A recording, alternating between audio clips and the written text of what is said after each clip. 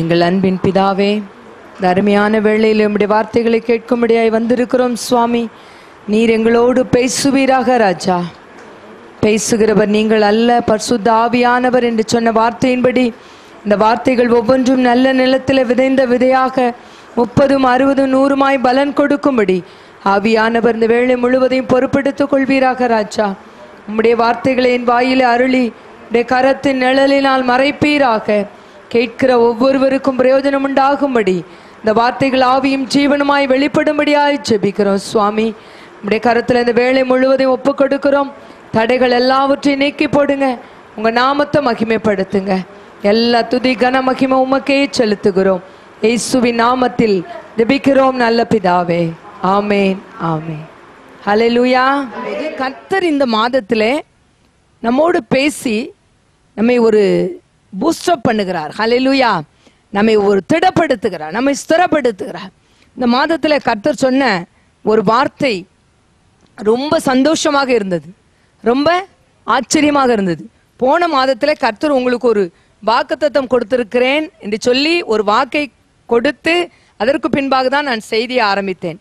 எத்தனை பேருக்கு அந்த வாக்குத்தத்தம் ஞாபகம் இருக்கிறது என்று சொல்லி எனக்கு தெரியாது. ஆனால் கர்த்தர் என்னுடைய வாழ்க்கையில அந்த வாக்குத்தத்தத்தை நிறைவேற்றினார். ஹல்லேலூயா. நான் உனக்கு இளைப்பாறுதல் தருவேன் என்று சொன்னார். விரோதியும் இல்லை, இடையூறும் இல்லை, உனக்கு இளைப்பாறுதலை தருவேன் என்று சொன்னார்.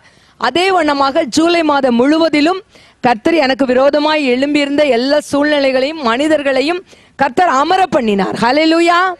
எல்லா இடையூறுகளையும், என்னுடைய வேலையிலே தொழிலிலே காணப்பட்ட எல்லா இடையூறுகளையும் கர்த்தர் அகற்றி போட்டார். இளைப்பாறுதலை தந்தார். நல்ல ஒரு சமாதானத்தை கர்த்தர் தந்தார். ஹல்லேலூயா. நான் கர்த்தருக்கு என்னுடைய அதான் என்ன சொல்ல, என்னை தாழ்த்தி, ஆண்டவரே இந்த ஜூலை மாதம் முழுவதும் என்னை நடத்தினீர், நீர் சொன்ன வாக்கின்படி எனக்கு செய்தீர். எத்தனை பேருக்கு செய்தீர் எனக்கு தெரியாது, எனக்கு செய்தீர் என்று சொல்லி நான் ஆண்டவரிடத்திலே நன்றி செலுத்தி விட்டு வந்திருக்கிறேன். கர்த்தர் இந்த புதிய மாதத்தில் இன்னொரு வாக்கு தத்தத்தை உங்களுக்கும் எனக்கும் அவர் தருகிறார். இந்த புதிய வாக்கு தத்தம் கண்டிப்பாக அது நிறைவேறும். ஹல்லேலூயா, ஹல்லேலூயா. கர்த்தர் சொல்லிதான் என்னை அனுப்பினார். சாமுவேல் தான் முதல் பெயர்சபா மட்டும் கர்த்தருடைய தீர்க்கதரிசி தான் என்பதை நிரூபிக்கும்படியாக சாமுவேலை கொண்டு இஸ்ரவேல் ஜனங்களுக்கு சொல்லிய நல்வார்த்தைகளில் ஒரு வார்த்தையும் தரையிலே விழவில்லை என்று கர்த்தர் சொன்னார். ஹல்லேலூயா. இன்றைக்கு உங்களுக்கு கர்த்தர் சொல்ல போகிற வார்த்தைகளில் ஒரு வார்த்தையும் தரையிலே விழாது. ஹல்லேலூயா. அது அப்படியே நிறைவேறும் என்று கர்த்தர் சொல்லுகிறார். ஹல்லேலூயா. சமாரியாவிலே ஒரு தீர்க்கதரிசி உண்டு என்பதை ஜனங்கள் அறிய வேண்டும் என்று சொல்லி எலிசா தீர்க்கதரிசி மூலமாய் கர்த்தர் சொன்ன அத்தனை காரியங்களை நிறைவேற்றினது போல இந்த நாளிலும் கர்த்தர் சொல்லி அனுப்பி இருக்கிறார். இந்த வார்த்தைகள் ஒன்றும் என் ஜனங்களுக்கு தரையிலே விழாது, அது அப்படியே நிறைவேறும் என்று ஆவியானவர் சொல்லுகிறார். ஹல்லேலூயா, ஹல்லேலூயா. இப்பொழுது வார்த்தைக்கு நேராய் நாம் போவோம். ஏசாயா 61 அதிகாரம் 7 வசனம் முதல் பகுதி மாத்திரம் வாசிப்போம். உங்கள் வெட்கத்துக்கு பதிலாக ரெண்டத்தனையாய் பலன் வரும். ஹல்லேலூயா. உங்கள் வெட்கத்துக்கு பதிலாக எந்த காரியத்திலே நீங்கள் வெட்கப்பட்டீர்கள், வெட்கப்பட்டு கொண்டு இருக்கிறீர்கள், உங்களுக்கு எது நடக்காதது நிமித்தமாக அது உங்களுக்கு வெட்கமாய் தோன்றுகிறது. ஐயோ, நான் ஒவ்வொரு நாளும் இந்த காரியத்திலே தலை குனிந்து காணப்படுகிறேனே, இந்த காரியத்து நிமித்தம் எனக்கு ஒரு சின்ன தலை குனிவு இருக்கிறதே என்று சொல்லி நீங்கள் எந்த காரியம் உங்களுக்கு வெட்கமாய் தோன்றுகிறது, நான் ஆண்டவருடைய பிள்ளைதான், ஆனால் எனக்கு இது நடக்கவில்லையே, நான் ஆண்டவரை நேசிக்கிறவள் தான், ஆண்டவருக்காக தான் வாழ்ந்து கொண்டு இருக்கிறேன், ஆனால் இந்த பகுதியிலே நான் இன்னும் வெட்கத்தை அனுபவித்துக் கொண்டு இருக்கிறேன். ஹல்லேலூயா. இந்த காரியம் எனக்கு நடக்காததினால் இந்த காரியத்தின் நிமித்தம் என் ஜனங்கள் என்னை வெட்கப்படுத்தி கொண்டு இருக்கிறார்கள். அது பிள்ளை இல்லையோ, அல்லது கடன் பிரச்சனையோ, வேலை இல்லையோ, படிப்பு இல்லையோ, என்ன காரியமோ எனக்கு தெரியாது. இந்த ஒரு பிரச்சனை என் குடும்பத்திற்கு வெட்கத்தை கொண்டு வந்து கொண்டிருக்கிறது. இந்த ஒரு காரியம் எனக்கு வெட்கத்தை கொண்டு வந்திருக்கிறது. இந்த காரியத்திலே இந்த ஒரு காரியம் எனக்கு வெட்கத்தை கொண்டு வந்திருக்கிறது. இந்த காரியத்திலே கர்த்தர் உங்களுக்கு சொல்லுகிறார், ரெண்டத்தனையான பலன் வரும் என்று சொல்லி. ஹல்லேலூயா. உங்கள் வெட்கத்துக்கு பதிலாக ரெண்டத்தனையான பலன் வரும் இந்த மாதத்திலே. ஹல்லேலூயா. அந்த அதிகாரம் 2 வசனத்திலே நாம் பார்க்கும்போது கர்த்தருடைய அனுக்கிரக வருஷத்தையும் நம்முடைய தேவன் நீதியை சரிக்கட்டும் நாளையும் கூறவும் துயரப்பட்ட அனைவருக்கும் ஆறுதல் செய்யவும். ஹல்லேலூயா. கர்த்தர் இந்த நாளிலே துயரப்பட்ட அனைவருக்கும் ஆறுதல் செய்கிற ஒரு அனுக்கிரகத்தின் வருஷமாக 2020 கர்த்தர் வைத்திருக்கிறார். ஒருவேளை உலகம் எவ்வளவு பாடுகளையும் துன்பங்களையும் கஷ்டங்களையும் ஒரு பக்கம் அனுபவித்துக் கொண்டு இருக்கிறது. உலக பிரகாரமாக பார்க்கும்போது எத்தனையோ போராட்டங்கள், நோய்கள், கொள்ளை நோய்கள், பலவிதமான வெடிகுண்டு வெடிப்புகள், இன்னும் பலவிதமான சேதங்கள், வெள்ளங்கள் இன்னும் காணப்படுகிறது. ஆனாலும் கர்த்தர் சொல்லுகிறார், இது அனுக்கிரக வருஷம். யாருக்கு? ஆண்டவருடைய பிள்ளைகளுக்கு. ஹல்லேலூயா. உங்களுக்கு இது அனுக்கிரக வருஷம். ஹல்லேலூயா. நான் உங்களுக்கு இறங்குகிற வருஷம். ஹல்லேலூயா. நான் உங்களுக்கு இறங்குகிற மாதம் என்று கர்த்தர் சொல்லுகிறார். ஹல்லேலூயா. கர்த்தர் ரெண்டத்தனையான பலன் வரும் என்று சொன்ன தேவன் ரெண்டத்தனையாய் நமக்கு எதிலெல்லாம் கர்த்தர் செய்ய போகிறார், ரெண்டத்தனையாய் அவர் என்ன நன்மையெல்லாம் செய்ய போகிறார், என்ன காரியத்தை எல்லாம் செய்ய போகிறார் என்று சொல்லி நாம் பார்ப்போம் என்று சொன்னால் சகரியா 9ஆம் அதிகாரம் 12ஆம் வசனம். நம்பிக்கையுடைய சிறைகளே அரணுக்கு திரும்புங்கள், இரட்டிப்பான நன்மையை தருவேன். நம்பிக்கையுடைய சிறைகளே அரணுக்கு திரும்புங்கள், இரட்டிப்பான நன்மையை தருவேன். 2 மடங்கு நன்மையை தருவார். ஹல்லேலூயா. ஹல்லேலூயா. நீங்க எதிர்பார்த்துட்டு இருக்கிறது ஒரு நன்மை. நீங்க எனக்கு இந்த காரியம் நடந்தா போதும், இந்த காரியம் நடந்தா என் வெட்கம் தீந்துரும், இந்த காரியம் எனக்கு செய்தா போதும்னு நீங்க ஆண்டவர்கிட்ட கேட்டுங்க. ஆண்டவர் சொல்லுகிறார், நான் ரெண்டிப்பான நன்மையை தருவேன். ஹல்லேலூயா. Today I declare that I will restore to you double அப்படின்னு ஆண்டவர் சொல்றார். நான் டெக்ளேர் பண்றேன். நான் இன்னைக்கு உங்களுக்கு என்ன சொல்லிடுறேன், சொல்றதுங்கிறது வேற, டெக்ளேர் பண்றதுங்கிறது வேற. முடிவே எடுத்துட்டார் ஆண்டவர். ஹல்லேலூயா. ஹல்லேலூயா. ஆண்டவர் உங்களுக்கு இரட்டிப்பான நன்மையை கொடுக்கும்படி அவர் முடிவு பண்ணிட்டாரு. ஆகவே தான் அவர் சொல்லுகிறார், இன்றைக்கே தருவேன் என்று சொல்லி. இரட்டிப்பான நன்மையை ஆண்டவர் நம் வேதத்திலே பார்க்கும்போது ஒரு மனிதனுக்கு கொடுத்தார். யோபு 42ஆம் அதிகாரம் 10ஆம் வசனம். யோபு 42ஆம் அதிகாரம் 10ஆம் வசனம்.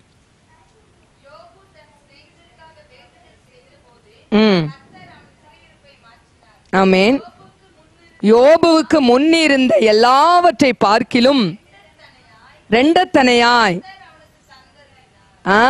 யோபுவுக்கு முன்னிருந்த எல்லாவற்றை பார்க்கிலும் ரெண்டத்தனையாய் கர்த்தர் அவனுக்கு தந்தருளினார். ரெண்டத்தனையாய் யோபு சம்பாதித்தான் சொல்லி போடப்பட்டு இருக்கிறதா? ரெண்டத்தனையாய் யோபுவுக்கு மனிதர்கள் கொண்டு வந்து கொடுத்தார்கள் என்று சொல்லி போடப்பட்டு இருக்கிறதா? கர்த்தர் தந்தருளினார். ஹல்லேலூயா. கர்த்தர் தான் கொடுக்கிறாரு. ஹல்லேலூயா. பிசாசு எடுத்தான், நீ சம்பாத்தியம் பண்ணிக்கப்பா, நான் உனக்கு பலனை தாரேன், நீ விதைக்கிற விதைக்கு தாரேன்னு சொல்லி ஆண்டவர் அவனை சொல்லல. அவனுக்கு எல்லாம் கிடைத்தது. ஹல்லேலூயா. கர்த்தர் தந்த ரெண்டத்தனையாய் கிடைத்தது. அங்கே பார்க்கிறோம், எத்தனை ஒட்டகங்கள் இருந்தோ அதற்கு 2 மடங்கு, எத்தனை கழுதைகள் இருந்ததோ அதற்கு 2 மடங்கு, எத்தனை ஆடுகள் மாடுகள் இருந்தோ அப்படியே 2 மடங்காய் கிடைத்தது. கர்த்தர் அவனுக்கு இரட்டிப்பான நன்மையை கொடுத்தார். அவன் இழந்தது 1 பங்கு தான். ஹல்லேலூயா. ஒருவேளை அவன் இழந்தது 1 லட்சம் ரூபாய்னா அவனுக்கு எவ்வளவு கிடைச்சிருக்கும்? 2 லட்சம் ரூபாய் கிடைச்சிருக்கும். அவன் இழந்தது 1 கோடி ரூபாய்னா அவனுக்கு 2 கோடி ரூபாய். இந்த நாட்கள்ல கர்த்தர் உங்களுக்கு சொல்ல போகிற காரியம் அதுதான். நீங்க ஒருவேளை இழந்திருந்தீங்கன்னா, ஒருவேளை நீங்க எதையோ ஒண்ணு நீங்க இழந்திருந்தீங்கன்னா கர்த்தர் அதை 2 மடங்காய் அவர் திருப்பி தருகிறார். Double blessing. ஹல்லேலூயா. டபுள் அப்படிங்கும்போது, அதாவது எல்லாருக்கும் 1 கிடைக்கும் போது நாம போய் கடையில தான் இருக்கட்டும் ஒரு பொருள் வாங்க போகும்போது 1 வாங்கணும்னு சொல்லி போவோம். ஆனா ரேட்டு சீப்பா கிடைச்சதுன்னா 2ஆ வாங்கிட்டு வரும்போது எப்படி இருக்கும்? மனசுல சந்தோஷம், ரொம்ப சந்தோஷமா இருக்கும். நான் என்னோட ட்வின்ஸ் பிறந்த புதுசுல எல்லாமே எனக்கு 2 கிடைக்கும். எப்போ எடுக்க போனாலும் 2 சாரி, ஒரே மாடலாக 2 சாரி, 2 கலர் பிடிச்சிருக்கோம், 2 இப்படி எடுத்துட்டு வரும்போது நான் நினைப்பேன், நமக்கு ட்வின்ஸ் பிறந்தனால எல்லாமே 2 கிடைக்குதோ அப்படின்னு சொல்லி நான் கூட என்ன செஞ்சிருக்கேன், நினைச்சிருக்கேன். அப்போ ஒரு காரியத்தை எதிர்பார்த்து போகும்போது 2 மடங்கு கிடைக்கும்போது எவ்வளவு சந்தோஷமா இருக்கும். 2 மடங்கு சந்தோஷம் நமக்கு கிடைக்கும் இல்லையா? இங்க ஆண்டவர் சொல்லுகிறார், யோபுவுக்கு ரெண்டத்தனையான நன்மையை, இரட்டிப்பான நன்மையை கொடுத்த தேவன் அவர் உங்களுக்கும் தருவேன் என்று சொல்லுகிறார். அங்கே போடப்பட்டிருக்க, the Lord gave Job twice as much as he had before. அவனுக்கு முன்னாடி எதெல்லாம் ஒரு பகுதியா இருந்ததோ அதெல்லாம் ட்வைஸ் டபுளா கொடுக்கிறாரு. ஹல்லேலூயா. 2 மடங்கா என்ன செய்யறாரு? கொடுக்கிறாரு.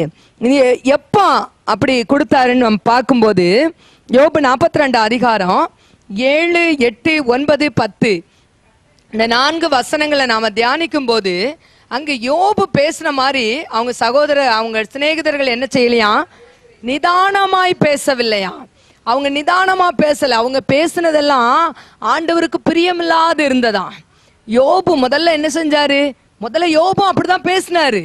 நம்பிக்கையற்ற நிலைமையில நான் ஏன் பிறந்தேன், நான் என் தாயின் வயிற்றுல ஏன் உருவானேன், ஒரு ஆண் பிள்ளை உருவான நாள் சபிக்கப்படுவதாக என்று சொல்லி அவரும் அந்த பாத்தீங்கன்னா யோபு 6ஆம் அதிகாரம், யோபு 7ஆம் அதிகாரத்துல எல்லாம் அவர் ரொம்ப வருத்தப்பட்டு பேசியிருப்பார்.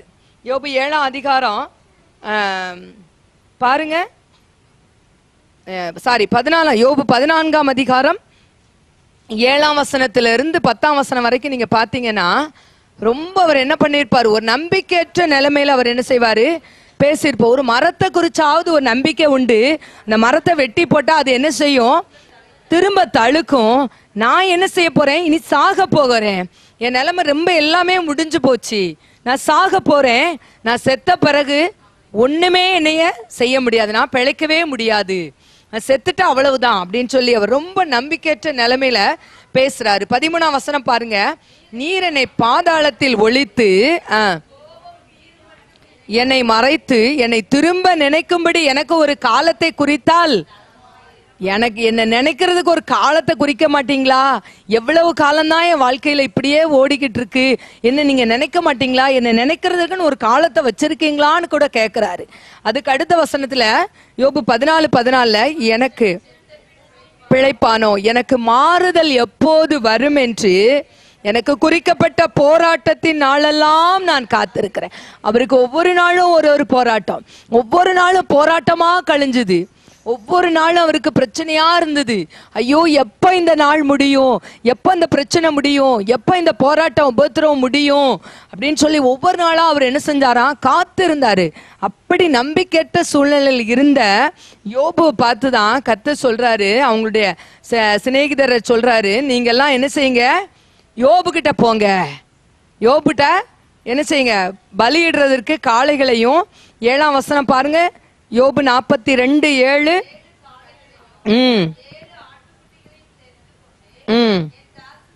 யோபினிடத்தில் போய் உங்களுக்காக இடுங்கள், என் தாசனாகிய யோபும் உங்களுக்காக வேண்டுதல் செய்வான்.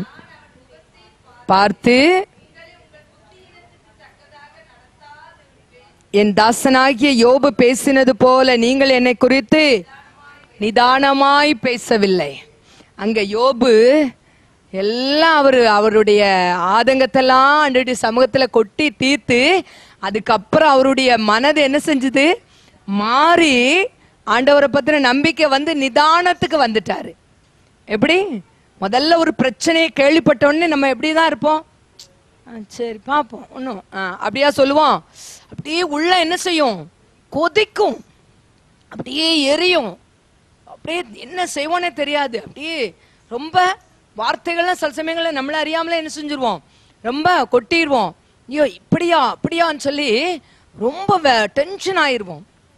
ஆனால் அப்புறம் கொஞ்சம் நேரம் ஆனோடனே கொஞ்சம் சரி இதே மாதிரி தான் இந்த பிரச்சனை வந்துச்சு, பார்ப்போம் என்ன பண்ணுறேன்னு பார்ப்போம், அடுத்து என்ன செய்யறதுன்னு பார்ப்போம் அப்படின்னு சொல்லி கொஞ்சம் கொஞ்சம் கொஞ்சம் கொஞ்சம் மறுநாள் ஆனோடனே கொஞ்சம், அப்புறம் ஒரு வாரம் கழிச்சோடனே அதனுடைய ஹீட் அந்த சூடு எல்லாம் தணிஞ்சு கொஞ்சம் என்ன செஞ்சுருவோம்? நிதானத்துக்கு வந்துடுவோம். அதே மாதிரி தான் யோபு எல்லாத்தையும் இழந்த உடனே அவருக்கு என்னதான் ஒன்றுமே நம்மளா இருந்தால் என்ன செஞ்சுருப்போம்? அங்கேயே விழுந்திருப்போம், ஆண்டவர் தேடி இருக்கவே மாட்டோம். ஆனால் யோபு அப்படி இல்லை, கொஞ்சம் கொஞ்சமாக நிதானத்துக்கு வந்து அப்புறம் ஆண்டவரோட நிதானமாக அவர் பேசுகிறாரு. ஆனால் இந்த நண்பர்களுக்கு இன்னும் அந்த நிதானமும் அந்த அறிவும் வரல. அதனால ஆண்டவர் சொல்கிறாரு, நீங்கள் போய் அவங்ககிட்ட போய் சர்வாங்க தகன பலி என்ன செய்யுங்க? இடுங்க, அவன் உங்களுக்காக விண்ணப்பம் பண்ணுவான். ஏன் ஆண்டவர் இந்த காரியத்தை சொன்னார் அப்படின்னு சொல்லி சிந்திச்சுக்கிட்டு இருக்கும்போது யோபுவுக்கு கண்டிப்பா அவங்க நண்பர்கள் எல்லாரும் சிநேகிதர் எல்லாரும் அவனை குற்றப்படுத்த தான் செஞ்சாங்க. நீ சரியில்லை, நீ சரியில்லை. முதல்ல 7 நாள் அவன் துக்கம் மகா கொடிய துக்கம்னு அழுதாங்க. அதுக்கப்புறம் ஒன்று ஒன்றையா நினச்சி அவனை என்ன செஞ்சுட்டாங்க? குறை சொல்ல ஆரம்பிச்சுட்டாங்க. குறை சொல்ல ஆரம்பித்த உடனே நம்மளே கஷ்டத்தில் இருக்கோம், நம்மளை அன்பா பேசுறவங்கள நமக்கு பிடிக்குமா, குறை சொல்றவங்கள பிடிக்குமா? அன்பா ஆறுதலா ரொம்ப கஷ்டத்துல இருக்கும்போது ஒரு நிதானமா இருக்கும்னா, சரி நீ இப்படி நடந்துக்கோமா, அவங்க அப்ப எப்படினாலும் பண்ணிட்டு போறாங்க அப்படின்னு சொல்லி கேட்கிற மனநிலையில அவங்க இருந்தாங்கன்னா சொல்லலாம். ஆனா யோபுடைய நிலைமை கேட்கிற மனநிலைமையே கிடையாது. அப்படிப்பட்ட ஒரு துக்கத்துல இருக்கும்போது அவங்க அதை என்ன சொல்வாங்க, வெந்த புண்ணுல வேலை பாய்ச்சின மாதிரி, எரியிற நெருப்புல எண்ணெயை ஊத்துன மாதிரி அவ்வளவு தூரமா அவங்க புண்படுத்தினோடனே கண்டிப்பா அவங்களுடைய சிநேகிதர் மேல அவனுக்கு ஒரு கசப்பும் வெறுப்பும் என்ன செஞ்சிருக்கும், இருந்திருக்கும். ஆகவேதான் கர்த்தர் சொல்றாரு, நீங்க யோபிட்ட போங்க, அவன் உங்களுக்காக என்ன செய்யட்டும், விண்ணப்பம் பண்ணட்டும். அந்த மனநிலை யோபுக்கு வந்திருக்கான்னு டெஸ்ட் பண்றதுக்கு தான் ஆண்டவர் இந்த காரியத்தை என்ன செஞ்சாரு, அனுமதிச்சாரு. ஒருவேளை உங்களை தூற்றி இருக்கலாம், உங்களை அப்படி பேசி இருக்கலாம், உங்களை தாறுமாறா திட்டி இருக்கலாம். ஒரு கட்டம் ஆண்டவர் உங்களிடத்துல அவங்களை அனுப்பும் போது நீங்க அவங்களுக்கு நன்மை செய்வீங்களா, அவங்களுக்கு உதவி செய்வீங்களா, அவங்களுக்காக ஜெபம் பண்ணுவீங்களா? ஆண்டவரே சப்பா நான் செய்வேன். யோபு செய்தாரு. அதனாலதான் கர்த்தர் யோபுக்கு அங்க ரெண்டத்தனையான ஆசீர்வாதம். இப்படிப்பட்ட ஒரு சூழ்நிலையிலையும் இன்னைக்கு அந்த நண்பர்கள் மேல உள்ள கசப்பு, வெறுப்பு, கோபம், வைராக்கியம் எல்லாம் தணிஞ்சு அவங்கள ஆண்டவர் குற்றப்படுத்துறாருன்னு ஐயோ மனம் இறங்க. மோசே அப்படிதான் என்ன செஞ்சாரு, திறப்புல நின்று இஸ்ரவேல் ஜனங்களுக்காக கதறினார். இங்கே யோபு திறப்புல நின்று தன்னுடைய சிநேகிதரை அழிக்கப்படாதபடிக்கு தேவனுடைய கோபம் அவங்க மேல வந்துடக்கூடாதுன்னு சொல்லி அவங்களுக்காக விண்ணப்பம் பண்ணாரு. அப்ப ஆண்டவர் என்ன செஞ்சாரு, யோபின் முகத்தை பார்த்து சிநேகிதருக்காக பண்ணின விண்ணப்பத்தையும் கேட்டாரு. யோபுவுக்கு என்ன செஞ்சாரு, ரெட்டிப்பான நன்மையை கொடுத்தார். ஒருவேளை நீங்களே இன்னைக்கு பாடுகளின் மத்தியில, போராட்டத்தின் மத்தியில, பிரச்சனையின் மத்தியில, ஒருவேளை தேவையின் மத்தியில போகலாம். ஆனா உங்களை மாதிரி அதே மாதிரி சூழ்நிலையில போய்கொண்டு இருக்கிற அந்த ஜனங்களை நினைத்து, அப்படிப்பட்ட குடும்பங்களை நினைத்து, அப்படிப்பட்ட பிள்ளைகளை நினைத்து நீங்கள் ஜெபம் பண்ணும்போது கர்த்தர் உங்கள் சிறையிருப்பை மாற்றி உங்களுக்கு ரெட்டிப்பான நன்மையை தருவார். ஹல்லேலூயா. யோபுவுக்கு ரெட்டிப்பான நன்மையை தந்த தேவன். அதுல எனக்கு ஒரு ஆச்சரியமான ஒரு காரியம் எனக்கு தோன்றுச்சு. யோபு 42:16 பாருங்க. இதற்கு பின்பு யோபு 140 வருஷம் உயிரோட இருந்தாராம். எதற்கு பின்பு? அவர் எல்லாம் அந்த இரட்டத்தையான ஆசீர்வாதத்தை பெற்ற பின்பு. அதுக்கு முன்னக்கூட்டி அவருக்கு எத்தனை வயசு இருந்துச்சுன்னு சொல்லி போடப்படலை. நானும் தேடி பார்த்தேன்.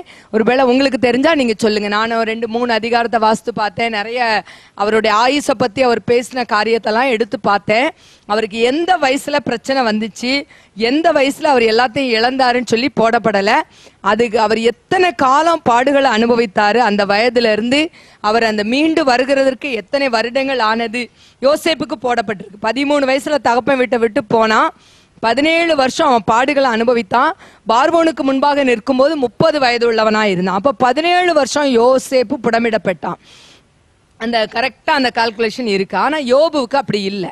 ஆனா கர்த்தர் சொல்றாரு 140 வருஷம் அதுக்கப்புறம் இருந்தானா. அப்போ ஆண்டவர் ஒரு சின்ன ஒரு காரியத்தை என்னோடு பேசினார். ஒரு மனுஷனுடைய ஆயுசு நாட்கள் 70 வருஷம், பலத்தின் மிகுதியினால் 80 வருஷம்.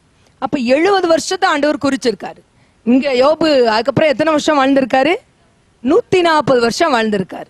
அப்ப 2 மனுஷன் உயிர் வாழ்ந்தா எவ்வளவு நாள் வாழ்ந்தாரோ அதே மாதிரி அவனுடைய ஆயுசுல ஆண்டவர் ரெட்டிப்பான நன்மையை கொடுத்திருக்காரு. ஹல்லேலூயா. அவனுடைய ஆயுசை ஆண்டவர் என்ன செஞ்சாரு, இன்னொரு மடங்கு கொடுத்தாரு. ஹல்லேலூயா. இந்த 2 தலைமுறை நம்ம எல்லாரும் நல்லா கொஞ்சம் வாழ்ந்தாங்கன்னா பேரம்பேத்திய பார்ப்பாங்க.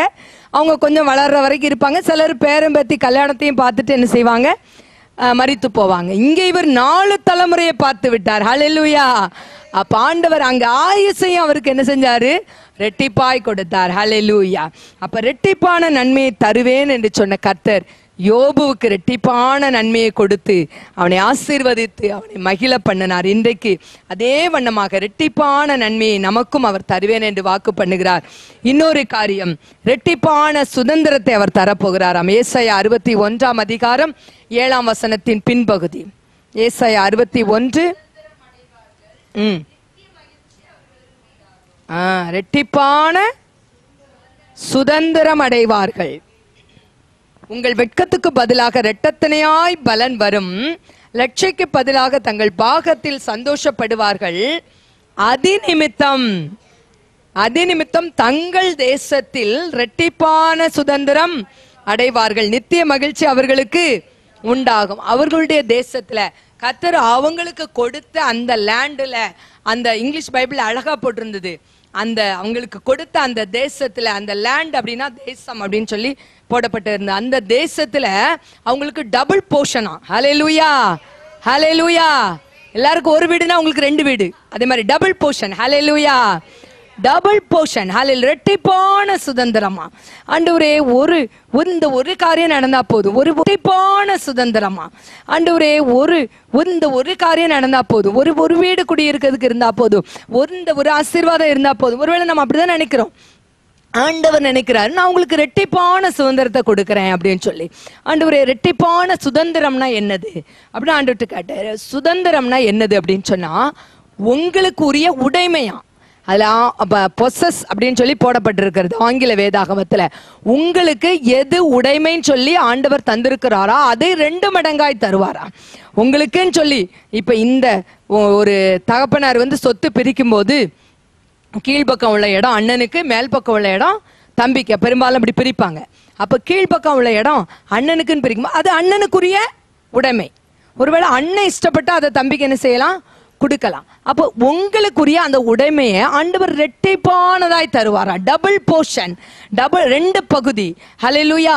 உங்க நிலத்துல உங்களுக்கு 2 பங்கு தருகிறார். மற்றவங்களுக்கு 1 பங்கு கிடைச்சதுன்னா உங்களுக்கு எத்தனை பங்கு கிடைக்குமா, 2 பங்கு. ஹல்லேலூயா. அது அருமையா ஒரு எடுத்துக்காட்டு ஆண்டவர் அதற்கும் சொன்னார், யாருக்கு 2 பங்கு கொடுத்தேன் அப்படின்னு சொல்லி. ஆதியாகமம் 48ஆம் அதிகாரம் 22ஆம் வசனம். ஆதியாகமம் 48:22. அங்க யாக்கோபு இந்த வார்த்தையை சொல்றாரு. யாரை பார்த்து சொல்றாருன்னா யோசேப்பை பார்த்து சொல்றாரு. ஹல்லேலூயா. உன் சகோதரருக்கு கொடுத்ததை பார்க்கிலும் நான் என் பட்டயத்தாலும் என் வெள்ளினாலும் எமோரியர் கையிலிருந்து சம்பாதித்த ஒரு நிலத்தை உனக்கு அதிகமான பங்காக கொடுத்தேன் என்றும் சொன்னார். ஹல்லேலூயா. யாக்கோபு என்ன பண்ணாரு, தன் பிள்ளைகள் எல்லாத்துக்கும் ஒரு பங்கு தான் வச்சு கொடுத்தாரு. இந்த யோசேப்புக்கு மட்டும் அதிகமா ஒரு பங்கு கொடுத்தாரு.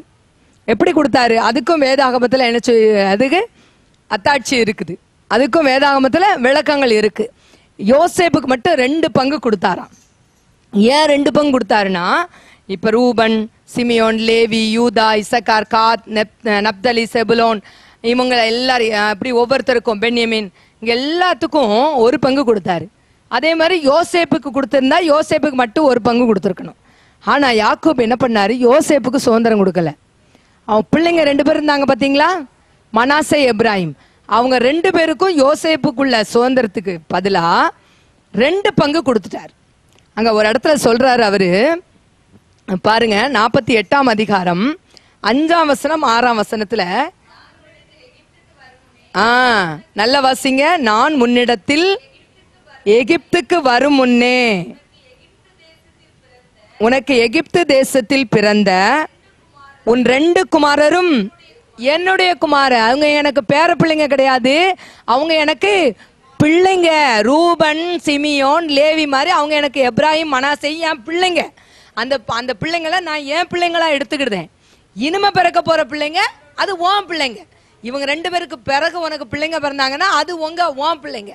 இந்த எப்ராஹிமே மனாசேயும் எனக்கு தந்துரு. ஹல்லேலூயா, ஹல்லேலூயா. அப்ப பாருங்க, அடுத்து பாருங்க, அடுத்து வாசிங்க. உன்னுடையவர்கள் அழைக்கப்பட்டு அது உன் சுதந்திரத்தை நீ என்ன செய்வ, உன் பிள்ளைங்களுக்கு கொடுப்ப. இந்த பிள்ளைங்க என்னுடைய பிள்ளைங்க, இந்த 2 பிள்ளைங்களுக்கும் நான் என்ன செய்வேன், சுதந்திரம் கொடுப்பேன். அப்ப யோசேப்புக்கு எத்தனை பங்கு கிடைச்சிட்டு, யூதாவுக்கு யூதா பேர்ல 1 தான் கிடைச்சது. யூதா பிள்ளைகளுக்கு எல்லாம் கொடுக்கல. ரூபனுக்கு ரூபன் பேர்ல அவருக்கு கிடைச்சது, ரூபன் பிள்ளைங்களுக்கு கொடுக்கல. ஆனா யோசேப்புக்கு மட்டும், யோசேப்புக்கு ஒரு பையன் இருந்திருந்தா ஒரு பையனுக்கு தான் என்ன செஞ்சிருப்பாரு, யோசேப்புக்கு பதிலா கொடுத்துருந்துருப்பாரு. 2 பையங்க. அப்ப மத்தவங்க எல்லாம் கண்டிப்பா சண்டைக்கு வந்திருப்பாங்க இல்லையா. அது எப்படி யோசேப்புக்கு மட்டும் 2 பங்கு கொடுக்கலாம்? யாரும் அங்க சண்டை பண்ண மாதிரியே இல்லை, யாரும் பேச்சே இல்லை. அப்பா கடைசி காலத்துல உயில் எழுதி வச்சுட்டாரு. ஹல்லேலூயா. யாக்கோபு கடைசி காலத்துல சொன்னது அந்த வார்த்தை அப்படியே என்ன செஞ்சிரும், நிறைவேறும். அதனாலதான் அந்த ஈசாக்கு கடைசி காலத்துல ஆசீர்வதிக்கிறத யாக்கோபு என்ன செஞ்சாரு, அழகா வாங்கிட்டு போயிட்டாரு. இப்ப பாருங்க, அந்த சுதந்திரத்தை கொடுத்தாரா இல்லையா, உபாகமம் 33ஆம் அதிகாரம் 17ஆம் வசனம். உபாகமம் 33:17. ஆ ஆ இருக்கும்.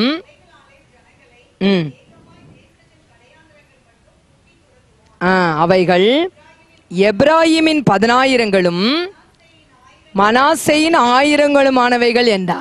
அங்க மோசே சொல்றாரு, எப்ராயிம் ஏற்கனவே யாக்கோபு ஆசீர்வதிக்கும் போதே எப்ராயிமை தான் அதிகமா வலது கையை வச்சு ஆசீர்வதித்தாரு, மனாசே இடது கையை வச்சு ஆசீர்வதித்தாரு. அப்போ உடனே யோசேப்பு சொல்றாரு, அப்பா இவன் தான் மூத்த பையன், இவன் மேல உங்க வலது கையை வைங்க, இவன் இளைய பையன், இவன் மேல உங்க இடது கையை வைங்க அப்படின்னு சொல்றாரு. இல்லப்பா, நான் தெரிஞ்சுதான் வச்சிருக்கேன், அவனை விட மனாசையை விட எப்ராயிம் பலத்தவனா இருப்பான் அப்படின்னு சொல்லி.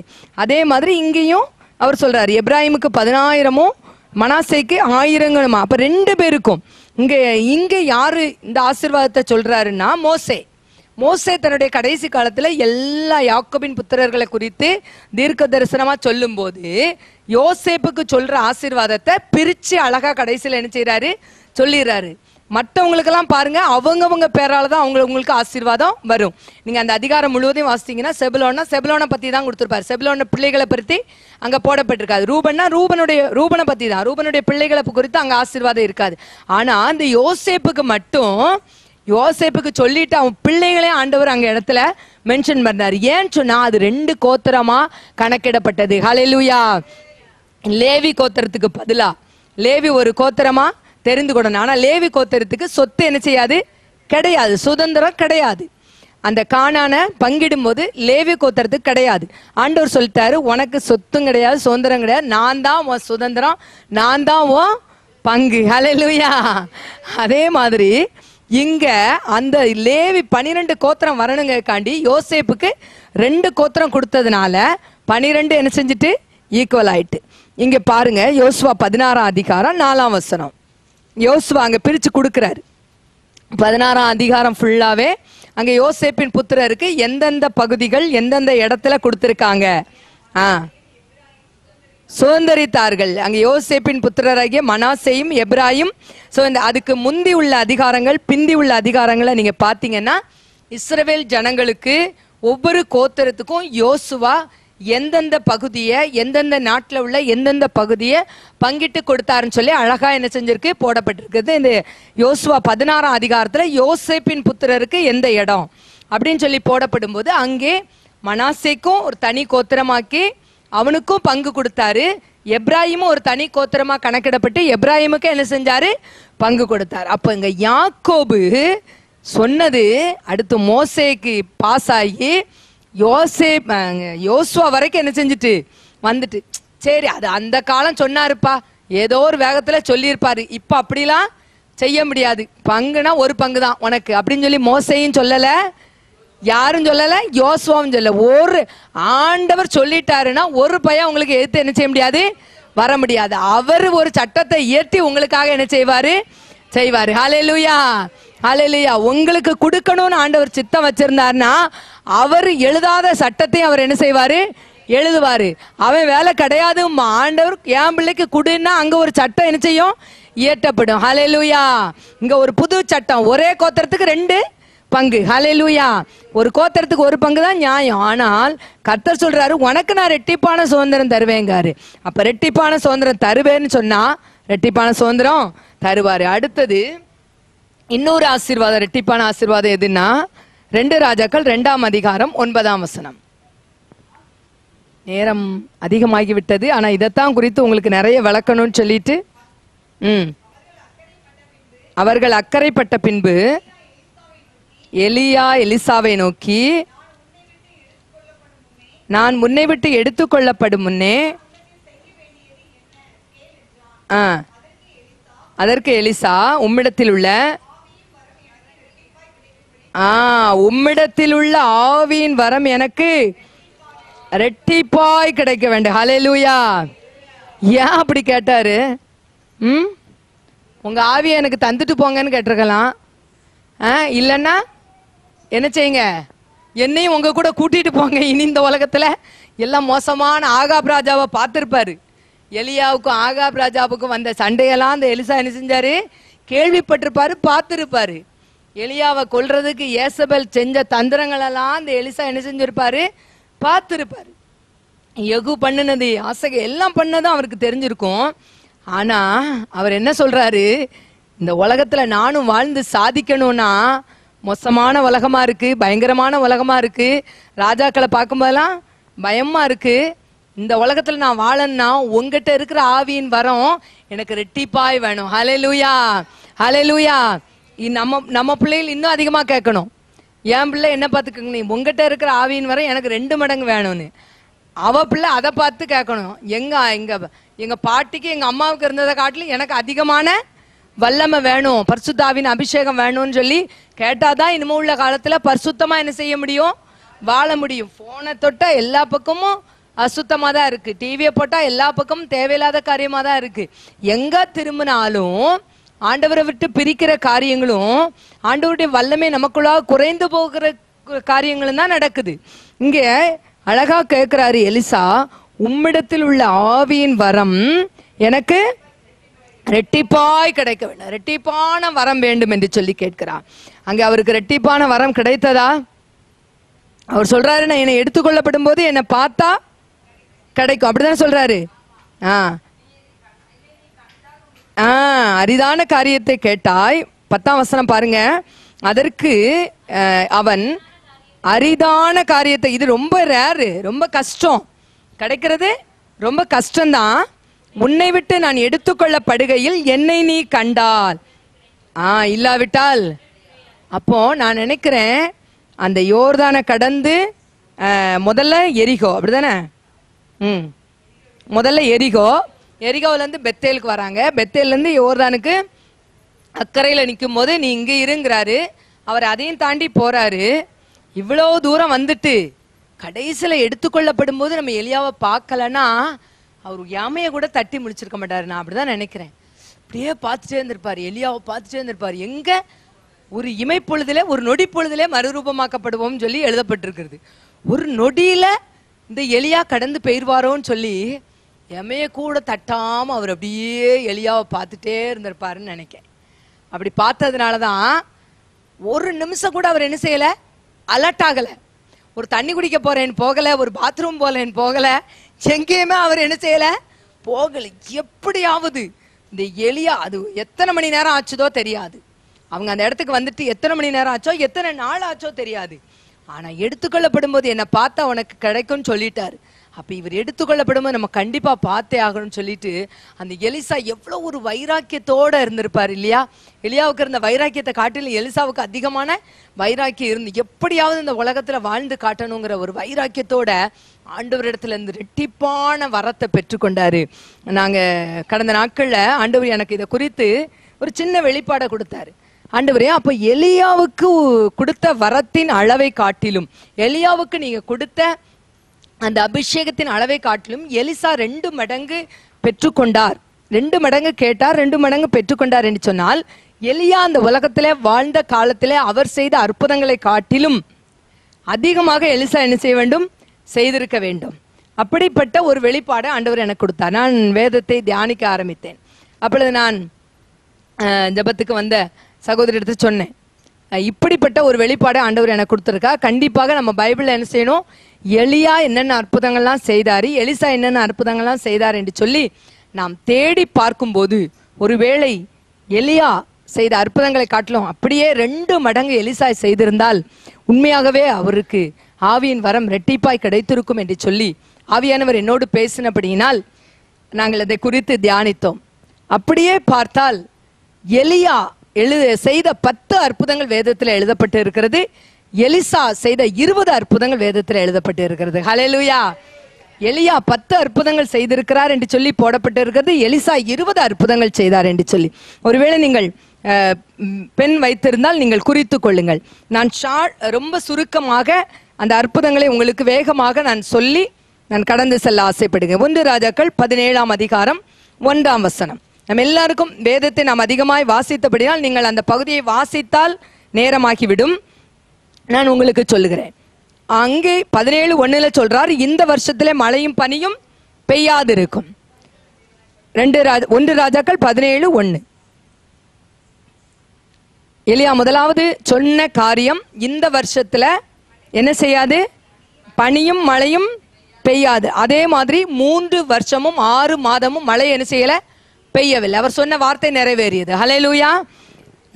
பக்கத்துல வேணா 1ன்னு குறித்துக் கொள்ளுங்க. 2வது பார்த்தீங்கன்னு சொன்னால் அதே 17ஆம் அதிகாரம் உபயோகப்படுத்த முடியல, எந்த ஒரு பயிரும் விளைவிக்க முடியல, இந்த நிலமும் பாழாய் கிடக்கிறது இந்த தண்ணினாலன்னு சொல்லும் போது அவர் உடனே ஒரு புது தோண்டி ஒரு பாத்திரத்துல உப்பை போட்டு இந்த தண்ணியில கொண்டு போய் போடுங்க, இந்த தண்ணி ஆரோக்கியமாயிட்டுன்னு சொன்னாரு. அதே மாதிரி அந்த தண்ணி என்ன செஞ்சது, உபயோகமான தண்ணீராக மாற்றப்பட்டது. இது 2வது அற்புதம். 3வது பாருங்க, சிறு பிள்ளைகள் அவருக்கு தலை என்னதா இருக்குது, மொட்டை தலையா இருக்கிறதுனால மொட்டை தலையா ஏறிப்போன்னு சொல்லி அவருங்க என்ன பண்றாங்க, அவரை கிண்டல் பண்றாங்க. இவர் என்ன பண்றாரு, உடனே சபித்தார், கர்த்தருடைய நாமத்தினாலே சபித்தார் என்று சொல்லி போடப்பட்டு இருக்கிறது. இவர் கோவம் வந்துட்டு சபித்தார். 2 கரடி 42 பிள்ளைங்களை என்ன செஞ்சுட்டு கொண்டு போட்டது, பீறி போட்டது. அது 3வது அற்புதம். அடுத்தது 2 ராஜாக்கள் 3ஆம் அதிகாரம் 17ஆம் வசனத்திலே அங்கே 3 ராஜாக்கள், யூதாவின் ராஜா, இஸ்ரவேலின் ராஜா, ஏதோமின் ராஜா, 3 ராஜாக்களும் மோவாபின் ராஜாவை எதிர்த்து, மோவாபின் ராஜா தானே, மோவாபின் ராஜாவுக்கு எதிராக இந்த 3 ராஜாக்களும் யுத்தத்துக்கு போகிறார்கள். இஸ்ரவேலின் ராஜா யூதாவின் ராஜாவாகிய யோசபாத்தையும் கூட்டிக் கொண்டு ஏதோம் வழியாய் போனபடினால், ஏதோம் என்கிற நாட்டு வழியாய் போனபடினாலே அந்த ஏதோமின் ராஜாவையும் அவர்கள் உடன் அழைத்து கொண்டார்கள். 3 பேரும் போய் யுத்தத்திற்காக நிற்கிறார்கள். அங்கே 1 வாரத்திற்கு மேலாக குடிப்பதற்கு தண்ணீர் இல்லை.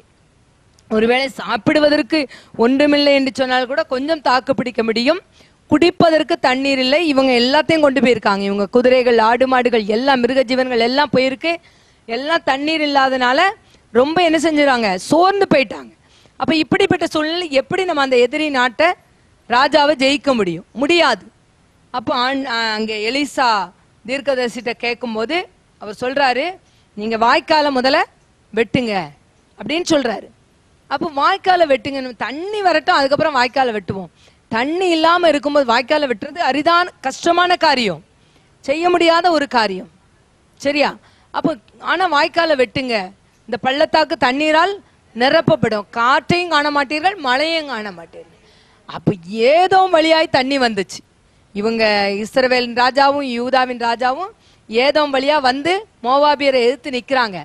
எங்க மழை பெஞ்சது, எங்க காத்தடிச்சது, எங்க உள்ள மழை தண்ணி எந்த ஏதோ வழியா எப்படி வந்ததுன்னு தெரியாது. ஆனா அந்த இவங்க இருந்த இடத்துல மழையும் பெய்யல, காற்றும் வீசல. எங்கேயோ பெய்த மழை, எங்கேயோ அடிச்ச காட்டு இவங்களுக்கு தேவையான தண்ணீரை கொண்டு வந்தது. அந்த இடத்துல மழையும் காற்றும் இருந்திருந்தா அவங்க யுத்தம் செய்திருக்க முடியுமா? முடியாது, சண்டை போட்டிருக்க முடியாது, அப்படிதானே? இவங்களுக்கு தேவை தண்ணீர். இந்த தண்ணீர் தேவையை நிறைவேற்றினா போதும். மழை பெஞ்சுதான் தண்ணீரை கொடுக்கணும்னு அவசியம் இல்லை. நாம நினைச்சுக்கிட்டு இருப்போம், இப்படி நடந்தா தான் இந்த பிரச்சனை தீரும், இப்படி நடந்தா தான் இந்த காரியம் தீரும். ஆண்டவருக்கு அப்படி இல்லை, அவருக்கு 1000 வழிகள் இருக்கிறது. அவர் எந்த வழியினாலும் செய்ய முடியும், எப்படி வேணுமானாலும் செய்ய முடியும். ஹல்லேலூயா. நம்ம இங்க பாத்துக்கிட்டு இருக்குமாறு அவர் இப்படி கூட அனுப்புவார். ஹல்லேலூயா. நம்ம இங்க பாத்துக்கிட்டு இருப்போம், நமக்கு இங்க இருந்து என்ன செஞ்சிரும், வந்துரும். ஹல்லேலூயா. தண்ணீர் ஏதோம் வழியாய் வந்தது. ஹல்லேலூயா. அந்த ஏதோம் ராஜாவுக்கு கூட தெரியாது, ஐயோ தண்ணி வர்றதுக்கு இப்படி ஒரு வழி இருக்கா அப்படின்னு சொல்லி. ஹல்லேலூயா. அங்கே ஒரு அற்புதம் நடந்தது. இது 4வது. அடுத்தாப்புல 5வதாக கர்த்தர் அந்த 18ஆம் வசனத்துல பாருங்க, இது கர்த்தரின் பார்வைக்கு அற்ப காரியம், மோவாபியரையும் உங்கள் கையிலே ஒப்பு கொடுப்பார். அங்க 24ஆம் வசனத்துல பாருங்க, கர்த்தர் ஒப்பு கொடுத்தார் என்று சொல்லி வரும். ஹல்லேலூயா. மோவாபியரை முறியடித்தார்கள். மோவாபியரை என்ன செஞ்சாங்க, முறியடித்தாங்க. மோவாபியர் என்ன செஞ்சாங்க, ஓடி போயிட்டாங்க. 5வது அற்புதம். அடுத்தது 2 ராஜாக்கள் 4ஆம் அதிகாரம் 7ஆம் வசனம். அங்க அந்த விதவை, அந்த தீர்க்கதரிசியின் மனைவியின் வீட்டில அந்த வெறும் பாத்திரங்கள் எண்ணெயால் நிரப்பப்பட்டது. எலிசாவினுடைய வார்த்தையின்படி அவர்கள் செய்த போது நிரப்பப்பட்டது. அடுத்தது 7வது அற்புதம் 4ஆம் அதிகாரம் 16ஆம் வசனம். அங்கே அவர் ஊழியத்துக்கு போகும்போதெல்லாம் சூனேமியாள் என்கிற ஒரு சகோதரியுடைய வீட்டிலே அவர் தங்கி இருக்கிறார். அங்கே சூனேமியாள் அவரை நன்றாக என்ன செய்றா, கவனிக்கிறா. அவ ஒரு நாள் சொல்லலை எனக்கு ஒரு பிள்ளை இல்ல, நீங்க ஜெபம் பண்ணி ஒரு பிள்ளைய வாங்கித்தாங்க அப்படின்னு சொல்லி ஒரு நாள் என்ன செய்யல, கேட்கல.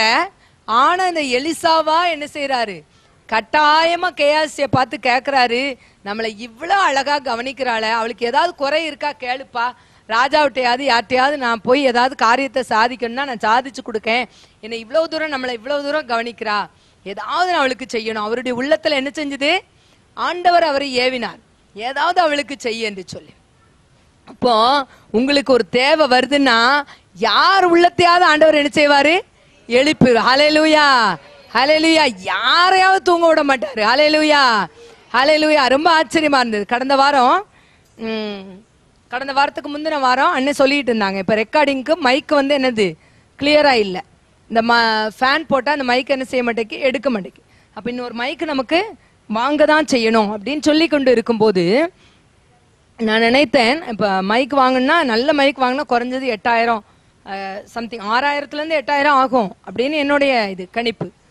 அப்போ ஆண்டவரே ஒரு 5000 6000 அந்த மாதிரி யாராவது ஒரு வேளை கொடுத்தாங்கன்னா நம்ம என்ன செஞ்சலாம், ஒரு மைக் அவங்க பேரால வாங்கிடலாமோ அப்படின்னு சொல்லி என் மனசுல தோணுச்சு. ஆனால் நம்ம இதுவரைக்கும் நம்ம யாருக்கிட்டையும் காணிக்கன்னு சொல்லி கேட்கல. ஆனால் ஆண்டவர் ஏவி என்ன செஞ்சிருக்காரு, கொடுத்திருக்கிறாரு அப்படின்னு சொல்லிட்டு நான் அமைதியாய் அந்த காரியத்தை மனதில் தோண்டினதை அப்படியே என்ன செஞ்சுட்டேன், விட்டுட்டேன். சப்பா நீங்க பார்த்துக்கோங்க அப்படின்னு சொல்லிட்டு. கடந்த வாரம் எனக்கு திடீர்னு ஒரு ஃபோன் வந்துச்சு. ஒரு கிட்டத்தட்ட 6 வருடங்களுக்கு முன்பாக அந்த இடத்துல வந்து என்னோடு கூட ஜெபித்து ஒரு அற்புதத்தை பெற்றுக்கொண்ட ஒரு சகோதரி, என்னோட கொலீக், அவங்க டீச்சர், என் கூடவே அப்பாயின்மெண்ட் ஆனவங்க. அப்போ நாங்கள் ஒரு 3 பேராக இந்த இடத்துல எங்களுடைய வேலை காரியமாக சம்பள காரியமாக நாங்கள் ஜெபித்து கொண்டு இருந்தோம். இந்த லஞ்சம் கொடுக்கக்கூடாது, லஞ்சம் கொடுக்காமல் நம்ம என்ன செய்யணும், இந்த அப்ரூவல் ஆர்டரை வாங்கணும், வாங்கி சம்பளம் வாங்கணும்னு சொல்லி 3 பேரும் நாங்கள் ஜெபித்து கொண்டு இருந்தோம். அதேபடியே கர்த்தர் எங்களுக்கு சொன்னார், பெய்ட் இன் ஃபுல் என்று சொல்லி இந்த வார்த்தையை கொடுத்தார். இந்த வார்த்தையின்படி எங்களுக்கு ஒரு பைசா கூட நாங்கள் லஞ்சம் கொடுக்காதபடி எங்களுக்கு வேலைக்கான அப்பாயின்மெண்ட் அந்த அப்ரூவல் ஆர்டர் வந்தது.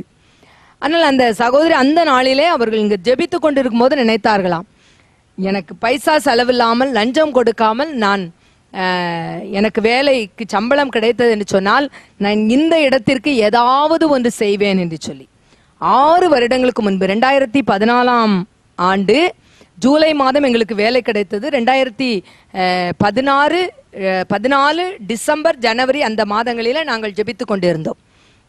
அப்போ 6 வருடங்களுக்கு முன்பாக இந்த மாதம் வந்த உடனே வேலை கிடைத்து 6 வருடங்கள் முடிந்து நாங்கள் அடுத்த இன்கிரிமெண்டை வாங்குகிற ஒரு சூழ்நிலை. அப்பொழுது அவர்கள் நினைத்தார்களாம், வேலை கிடைத்து 6 வருடம் ஆகிவிட்டது, சம்பளத்தை வாங்கி 6 வருடம் ஆகிவிட்டது, நான் இந்த இடத்துக்கு செய்வேன் என்று பொருத்தனை பண்ணின காணிக்கையை நான் செலுத்தவில்லையே என்று சொல்லி ஆண்டவர் அவர்கள் உள்ளத்தில் பேசியிருக்கிறார். எனக்கு ஃபோன் அடித்தார்கள், நீ வா எங்களுடைய வீட்டுக்கு வா, நானும் உன்னுடைய பிரேயர்களுக்கு வருவேன், லாக்டவுன் முடிந்த பிறகு நான் வந்து சாட்சி சொல்லுவேன், நீ வா, வந்து எனக்கு தயவு செய்து இந்த காணிக்கையை நீ பெற்றுக்கொள். என்னால் இருக்க முடியவில்லை, 1 வாரமாக எனக்கு தூக்கம் வரவில்லை. ஹல்லேலூயா. 1 வாரமாக கொடுக்க வேண்டும் என்ற எண்ணம் வந்து கொண்டே இருக்கிறது என்று சொல்லி அவர்கள் ஒரு 5000 ரூபாய் கொடுத்தார்கள். அதை பார்த்து அவங்க அம்மா, அவங்க ரொம்ப கஷ்டப்பட்டவங்க தான், அவங்க உடனே ஒரு 1000 ரூபாய் எடுத்து கையில கொடுத்து, அம்மா ஊழியத்துக்கு தானே செய்றீங்க, ஊழியத்துக்கு வயத்துக்கு இல்லம்மா, நீங்க வேண்டாமா, நான் அக்காட்ட வாங்கிக்கிறேன், எவ்வளவோ சொன்னேன், அவங்க கேட்கல, இல்லம்மா என் பங்கு இருக்கட்டும். அப்ப ஆண்டவர் நம்மை எப்படி நடத்துகிறவர், யாரையாவது ஏவி எப்படியாவது என்ன செய்வார், நம்முடைய தேவைகளை அவர் சந்திப்பார். ஹல்லேலூயா. உங்களுக்காக எனக்காக வடக்கை நோக்கி கொடி என்றும் தெற்கை நோக்கி வைத்திராதே என்றும் சொல்லுவார். யாராவது வச்சிருக்க, நீ வச்சிருக்காத வட்ட கொண்டு போய் குடு, ஹல்லேலூயா, நீ குடு என்று சொல்லுவார். ஹல்லேலூயா. அப்படிப்பட்ட தேவன், தேவைகளை சந்திக்கிற தேவன். அந்த சுனேமியாளுக்கு ஒரு குழந்தையை கொடுக்கும்படி ஆண்டவர் அந்த 4ஆம் அதிகாரம் 16ஆம் வசனத்திலே அங்கே சொல்லுகிறார். அவ சொல்றா, எனக்கு ஒன்றும் இல்லை, நான் நல்லா இருக்கிறேங்க. 13ஆம் வசனம் கடைசியில் அவர் சொல்றார், என் ஜனத்தின் நடுவே நான் சுகமாய் குடியிருக்கிறேன் என்று சொல்லி. ஆனால் அங்கே எலிசா சொல்றார் 16ஆம் வசனத்திலே, ஒரு பிராண உற்பத்தி கால திட்டத்திலே ஒரு குமாரனை அணைத்து கொண்டு, அதே மாதிரி ஒரு குமாரன் பிறந்தாச்சு. பிறந்த பிள்ளை அதுக்கப்புறம் என்ன செஞ்சுட்டு செத்து போச்சு. அங்க 4ஆம் அதிகாரம் 34ஆம் வசனத்துல அந்த அதுக்கு முன்னாடியே செத்து போச்சு. இவ போய் எலிசா தீர்க்கதரிசிய பிள்ளைய எங்க போட்டுட்டு சந்திக்க போறா. அவர் முதல்ல கேயாசி அனுப்புறாரு, கொண்டு போய் என் தடியை கொண்டு போய் வையுங்காரு. கேயாசி போனாரு, தடியை வச்சாரு, ஒண்ணுமே இல்லை. எலிசா வந்த பிறகுதான் என்ன செஞ்சது? உயிர் பிழைச்சது. ஒருவேளை எலிசா அவ தடியை கொண்டு போய் வச்ச மாத்திரத்தை அந்த பிள்ளை பிழைச்சிருந்ததுன்னா அது கேயாசி செய்த அற்புதமா போயிருக்கும். ஹல்லேலூயா. அது எலிசா செய்த அற்புதமா இருக்கணும். ஹல்லேலூயா. ஆகவேதான் அந்த பிள்ளை பிழைத்தது. அது 4ஆம் அதிகாரம் 34ஆம் வசனத்துல இருக்கு. இன்னும் 4ஆம் அதிகாரம் 40ஆம் வசனத்துல பாத்தீங்கன்னா அந்த பானையில என்ன செஞ்சிருக்கு? அந்த பேய் கொம்பட்டி காயை என்ன செஞ்சுட்டாங்க தெரியாம போட்டு சமைச்சிட்டாங்க. அப்ப அந்த பானையில என்ன இருக்கு? சாவு இருக்கிறது. இத சாப்பிட்டா செத்து போயிருவாங்க. பானையில விஷம் விழுந்துட்டு, இப்ப இன்னைக்கு வச்ச குழம்புல பள்ளி விழுந்துட்டு, பள்ளி விழுந்தா விஷம்னு சொல்லி நமக்கு என்ன செய்யும்? தெரியும். ஆனாலும் நான் விசுவாசமா என்ன செய்யறேன்? இந்த தோஷத்தை நீக்கிறேன்னு சொல்லிட்டு அங்க எலிசா தீர்க்கதரிசி என்ன செய்யறாரு? மாவை என்ன பானையில போட்டு இதை என்ன செய்யுங்க கொடுங்கன்னு சொல்லி சொல்றாரு. அந்த அந்த சாப்பாட்டுல என்னது இல்ல, விஷம் எல்லாம் என்ன செஞ்சுட்டு மாறி போய்விட்டது. இது ஒரு அற்புதம். அதற்கு அடுத்தபடியா பாருங்க, 43ஆம் வசனத்துல 100 பேர் இருக்காங்க. பணிவிடைக்காரர்கள் எத்தனை பேர் இருக்காங்க? 100 பேர் இருக்காங்க. எவ்வளவு அப்பந்தான் இருந்தது? 20 அப்பந்தான் இருந்துச்சு. அப்போ ஒரு அப்பத்தை 5 பேருக்கு கொடுக்கணும். அந்த நிலைமை அப்படித்தானே? ஒரு அப்பத்தை 5 பேருக்கு கொடுத்தா, 5 பேருக்கு கொடுத்தா காணுமா? ஒரு அப்பம் ஒரு ஆளுக்கே காணாது. ஆனா ஏசப்பா செய்த மாதிரி இவர் ஒரு அற்புதத்தை அந்த இடத்துல செய்யறாரு. சாப்பிட்டு மீதி இருந்துதான், இன்னும் மீதியும் இருந்தது. ஹல்லேலூயா. அப்ப பாருங்க, அந்த இடத்துல ஒரு பெருக செய்கிற ஒரு அது இதெல்லாம் அற்புதம், அதிசயம், இதெல்லாம் டக்கு நடக்கிறது. அதே மாதிரிதான் நிறைய அவர் செய்தது. அதே மாதிரி 5ஆம் அதிகாரம் 14ஆம் வசனத்துல இந்த சம்பவம் நமக்கு எல்லாருக்கும் தெரியும். நாகமானுடைய குஷ்டம் நீங்கி போனது. அப்புறம் கேயாசி குஷ்டரோகி ஆனது. அப்படியா? 11வது அற்புதம், நாகமான் சுத்தமானது. அது எங்க இருக்குன்னா 5ஆவது அதிகாரம் 14ஆம் வசனத்துல இருக்கு. அதே 5ஆம் அதிகாரம் 27ல கேயாசி என்ன செஞ்சிட்டாரு? எலிசா சபிச்சவனே கேயாசி குஷ்டரோகியா மாறிட்டாரு.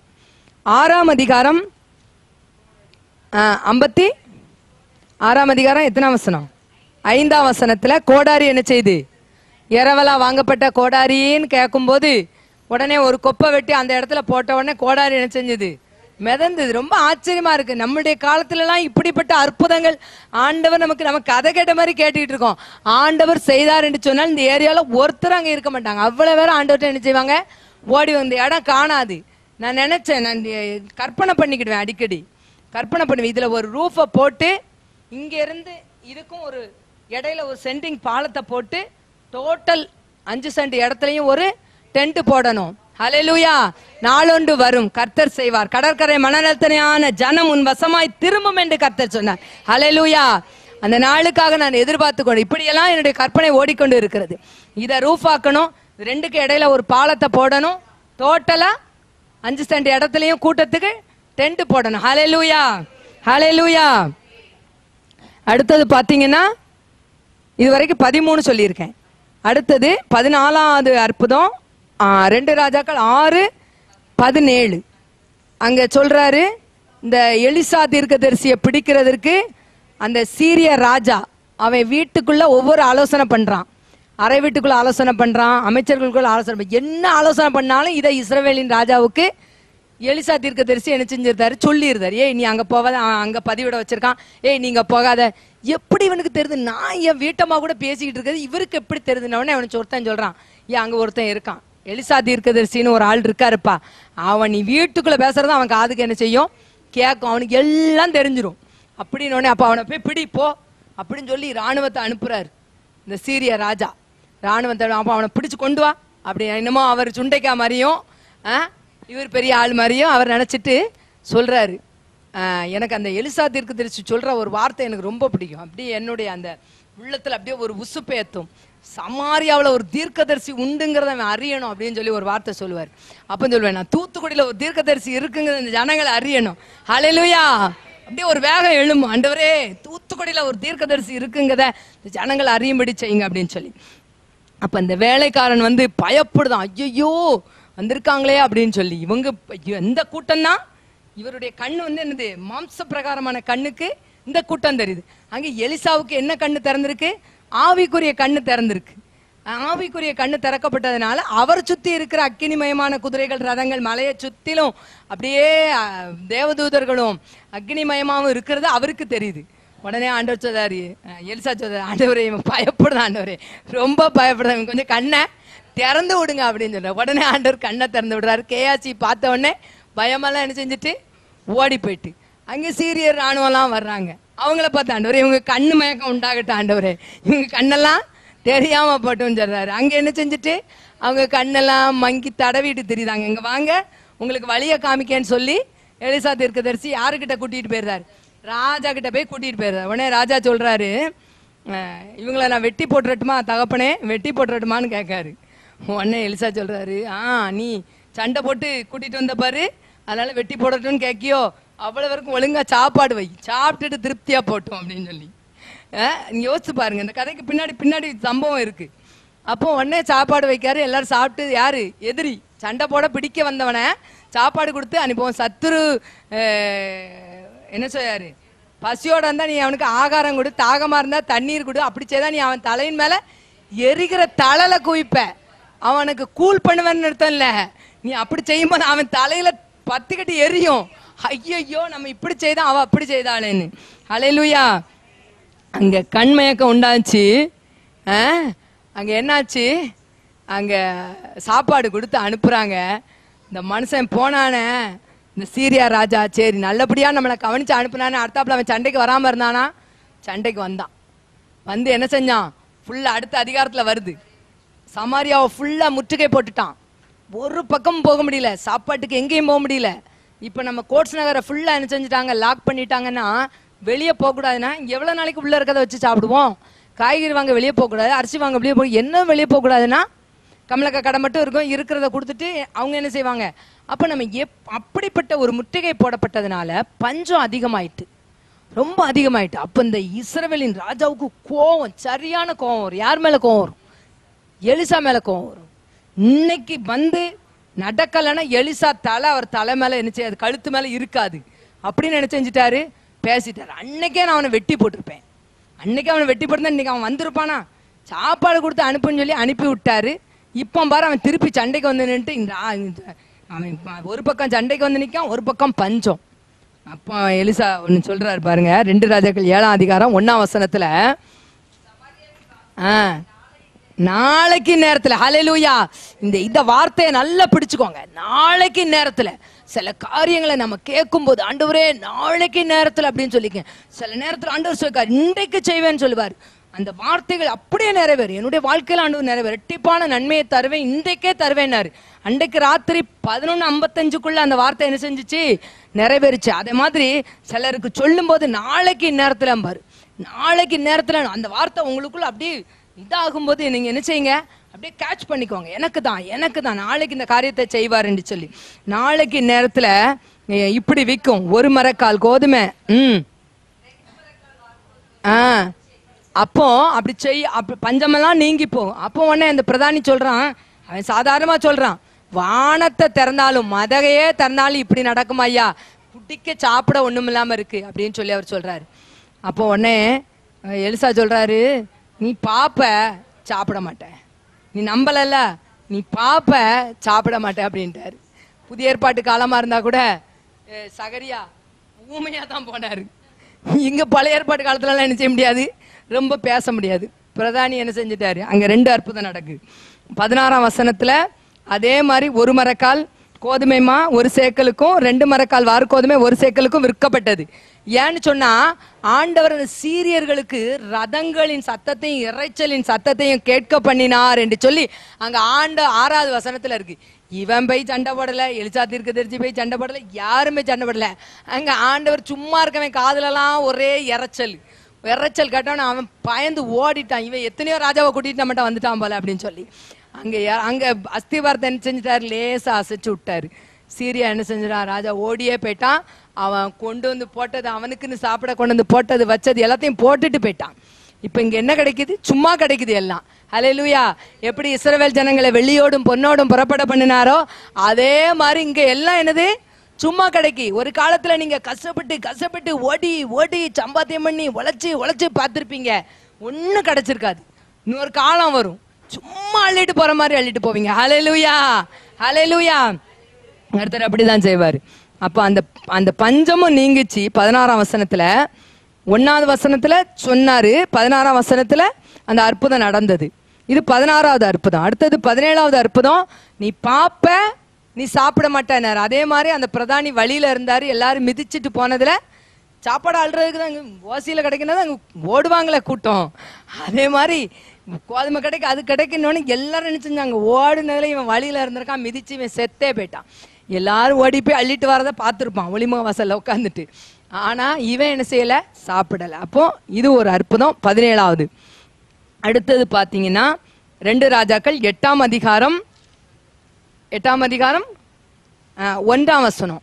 அங்கே எலிசா தீர்க்கதரிசி யாரப்பா சூனேமியால பார்த்து சொல்றாரு, 7 வருஷம் பஞ்சம் வரப்போது, எம்மா நீ இந்த ஊரை காலி பண்ணிட்டு போயிரு அப்படின்னாரு. அதே மாதிரி 7 வருஷம் என்ன செஞ்சது? பஞ்சம் வந்துச்சு. அவங்க இடத்த எல்லாத்தையும் விட்டெல்லாம் விட்டுட்டு போனாங்க. திருப்பி வந்து அதை என்ன செஞ்சாங்க? எடுத்துக்கிட்டாங்க. இது 18வது அற்புதம். சரியா? அடுத்தது 8வது அதிகாரம் 10ஆம் வசனத்தை பாருங்க. பெனாதாத்னு ஒரு ராஜாவை குறித்து சொல்லப்பட்ட தீர்க்க தரிசனம் நிறைவேறிட்டு. அவன் என்ன செய்வான்? அவன் வியாதி நீங்கி பிழைப்பானான்னு சொல்லி கேட்க வந்தான் ஆசகேல். அப்போ நீ சொல்லு, வியாதி நீங்கி பிழைப்பீர்னு சொல்லு, ஆனாலும் அவன் பிழைக்க மாட்டான், செத்து போயிடுவான் அப்படின்னு சொல்லி விடுறாரு. அதே மாதிரி அவன் என்ன செய்யறான்? மரித்து போறான். இது 19வது அற்புதம். ஹல்லேலூயா. அடுத்தது 20வது அற்புதம் எதுனா 13வது அதிகாரம் 20, 21. 2 ராஜாக்கள் 13வது அதிகாரம் 20, 21. 20, 21ல பாருங்க. எலிசா மரணம் அடைந்தான். அவர் தான் செத்து போயிட்டாரு. இனிமே என்ன அற்புதம் நடக்க போகுது? அடுத்து தொடர்ந்து வாசித்தீங்கன்னா, அவனை அடக்கம் பண்ணினார்கள். 1 வருஷம் ஆயிட்டு. 1 வருஷம் ஆயிட்டு. மறு வருஷத்திலே மோவாபியரின் தண்டுகள் தேசத்திலே வந்தது. திருப்பியும் வாரான் மோவாபிய ராஜா. அப்பொழுது அவர்